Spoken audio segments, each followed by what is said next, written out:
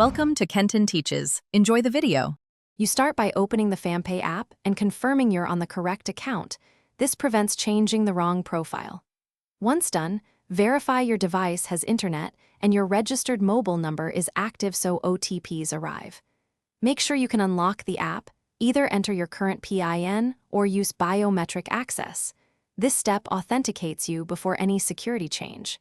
If you can't log in, stop and resolve authentication first, because changing the PIN requires full account access. Now navigate, tap your profile icon, choose Settings, and open Security.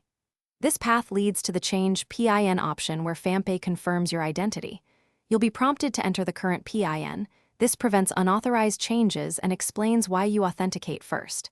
Next, type your new PIN, then retype it to confirm. This prevents typos. Use a memorable but strong PIN, avoid sequences or birthdays. Once both entries match, continue to the confirmation step to finalize the update. Complete the process by approving any OTP or in-app confirmation. This extra step secures the change.